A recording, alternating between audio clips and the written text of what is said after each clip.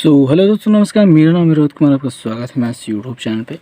UP board के लिए कक्षा 10 का जो प्रश्न पत्र रहा है पिछले साल का 2020 का, वो हल कर रहे थे और यहाँ पे हमने पहले सेट को हल कर लिया था। दूसरा सेट की बारी है। दूसरा सेट है 822 MW, तो इसे हल करना है। चलिए शुरुआत करते हैं। तो भाई, जिन्होंने भी लाइक नहीं किया है कर देंगे, जिन्होंने भी सब्सक्राइब नहीं किया है कर देंगे। और यहाँ पे हम बात कर लेते हैं पहले प्रश्न की। पहला प्रश्न बहुविकल्पी प्रश्न होता है। इसमें इसके हल को देने की आपको आवश्यकता नहीं होती है पूरा लिखने की। आपको केवल क्वेश्चन उतार के उसका आंसर लिख देना होता है, ये काफ़ी होता है। तो यहाँ पे हम केवल आंसर लिखने की कोशिश करेंगे। यहाँ पे कहा गया है कि 1 से 15 तक की सम संख्याओं का समांतर माध्य क्या होगा, ये हमें बताना है। यहाँ पे इसको हल करने के कई तरीके हो सकते हैं, पर मैं आपको शॉर्टकट तरीका भी बताऊँगा और लॉन्ग कट तरीका भी बताऊँगा। तो चलिए पहले देख लेते हैं। तो 1 से 15 तक की सम संख्याएँ क्या होती हैं? 2 हो जाएगी, 4 हो जाएगी, 6 हो जाएगी, 8, 10, 12 और 14 हो जाएगी। 15 तो नहीं आएगी उसके बाद। इन सभी संख्याओं का योगफल, क्योंकि समांतर माध्य बराबर होता है पदों के योग बटे पदों की संख्या। 1, 2, 3, 4, 5, 6, 7, 7 लोग हैं, तो ये हो गया योगफल। अब हम इनको जोड़ेंगे। तो हम यहाँ पे जोड़ते कैसे हैं भाई, देख लेते हैं। 8 2 10 होता है, 6 4 10 होता है, 10 10 20 20 10 30 30 10 40 40 10 50 50 4 54 2 56, यानी कि हमका योगफल क्या मिल, हमें 56 योगफल मिल गया। 7 नीचे मिल गया, 7 8 56 हो रहा है, तो यहाँ पे 8 आंसर मिल गया। ये तो थोड़ा सा लंबी प्रक्रिया हो गई जिसमें हमको इतना लंबा कुछ जोड़ना पड़ा। एक हम छोटी प्रक्रिया अपना सकते हैं कि 1 से लेकर 15 तक की जो सब छोटी सम संख्या होगी वो होती है 2, और 15 के पहले वाली 15 तक की बात करनी है, तो आखिरी वाली जो सम संख्या होगी वो 14। इन दोनों को जोड़ करके 2 से भाग देते हैं, तब पर भी आंसर मिल जाएगा। 14 2 होता है 16, और 2 से भाग करेंगे तो कितना मिल जाएगा? 8, तब पर भी वही आंसर आएगा। यानी कि आप 2 तरीके से कर सकते हैं। जो भी आपको आसान लगे उस तरीके से करें, जो भी आपको याद रहे उस तरीके से करें, लेकिन आंसर आपका 8 ही मिलने वाला है। तो इस क्वेश्चन का आंसर हो चुका है। दूसरा प्रश्न हम यहाँ पे देख सकते हैं। ख नंबर प्रश्न है। कहा गया है sin a बराबर 4/5 है, tan a का मान क्या होगा? अब इसको भी हल करने के 2 तरीके होते हैं, पर मैं आपको आसान तरीका बताने की कोशिश करूँगा। तो यहाँ पे हम पाइथागोरस थ्योरम लगाएंगे। इसमें देखेंगे भाई, लाल बटे कक्का होता है, लाल बटे कक्का पहले आएगा, पाइथागोरस थ्योरम बाद में आएगा।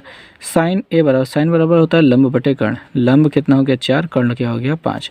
और अगर आप पाइथागोरस थ्योरम लगाते हैं तो आपको पता चलता है कि यहाँ पे 3 ही मिलेगा। अब ये मुझे कैसे मिला? पाइथागोरस थ्योरम लगाएंगे तो आपको ये मिल जाएगा। आपने अगर बहुत बार क्वेश्चन को किया है तो आपको ये आंसर याद होगा। तो यहाँ पे 5 और 4 रहता है, तो यहाँ पे 3 ही आता है। tan a का मान निकालना है, जो कि होता है लंब बटे आधार। तो लंब हो गया 4, आधार हो गया 3, तो 4/3 आपका क्या हो जाएगा? आंसर हो जाएगा। तो 4/3 हम देख सकते हैं, तीसरा विकल्प हमारा सही है। अगला प्रश्न है घ नंबर प्रश्न। करण द्विघात एक समीकरण है 2x² - 8x + c के मूल बराबर हैं, तो c का मान ज्ञात कीजिए। और अगर आपको याद है कि मूल कब बराबर होते हैं, जब b² - 4ac का मान 0 के बराबर होता है, तब इसके मूल बराबर होते हैं। तो हमको यहाँ पे यही अप्लाई करना है। b² - 4ac बराबर 0। b की जगह पे अपना ये -8 हो जाएगा, जिसका स्क्वायर हो जाएगा, -4a यानी कि अपना 2 हो जाएगा, c यानी कि अपना ये c हो जाएगा, इक्वल टू 0 हो जाएगा। अब इसी को सॉल्व कर देना। 18 यहाँ पे 64 हो जाएगा, प्लस में यहाँ पे 4 2 नहीं है 8 हो जाएगा, ये -8c हो जाएगा, बराबर 0 हो रहा है। इसको उधर भेजेंगे तो 8c जो माइनस में ऐसे रहेगा, 64 उधर जाने के बाद -64 हो जाएगा। माइनस से माइनस क्या है, 8 हटाएं 64 होता है, तो c बराबर क्या मिल रहा है? 8 मिल रहा है। तो हमारा जो ये जो चौथा विकल्प है वो 8 हमको मिल चुका है। तो कैसे इस क्वेश्चन का सॉल्व किया आपने देखा। बहुत ही आसान क्वेश्चन रहने वाले हैं बहुविकल्पी प्रश्नों के। थोड़े से मुश्किल भी हो सकते हैं, लेकिन आसान ज़्यादातर रहते हैं। आगे है घ नंबर सवाल। कह रहे हैं बिंदुओं -2 6 और -2 10 को मिलाने वाले रेखाखंड के मध्य बिंदु के निर्देशांक। मध्य बिंदु के निर्देशांक के लिए जो फार्मूला होता है वो होता है x1 + x2/2 और y1 + y2/2। बहुत ही सिंपल सा फार्मूला। x1 क्या है? -2, और ये क्या है? -2 x2। तो -2 और -2 को जोड़ेंगे तो -2 हो जाएगा, और यहाँ पे 2 करेंगे तो ये हो जाएगा -4/2 = -2। x की वैल्यू में -2 मिल चुका है। y की वैल्यू के लिए 6 और 10 को जोड़ते हैं 16, 16 का आधा हो जाता है 8, तो y की वैल्यू के लिए 8 मिल जाएगा। तो यहाँ पे मैंने थोड़ा सा लंबा इसलिए लिखा है ताकि आप समझ सकें कि यही घटाना हो रहा है। तो यहाँ पे -2 और 8 जो मिला है यही हमारा आंसर हो जाएगा। थर्ड वाला ऑप्शन सही है। नेक्स्ट क्वेश्चन पे चलेंगे और यहाँ पे अंगा नंबर क्वेश्चन दिया गया है। ये तो मुझबानी हो सकता है। यहाँ पे टीपी और टीक्यू स्पर्श रेखा है। ओ केंद्र वाले वृत्त की 2 स्पर्श रेखाएं हैं। कोण पी ओ क्यू बराबर 110 है।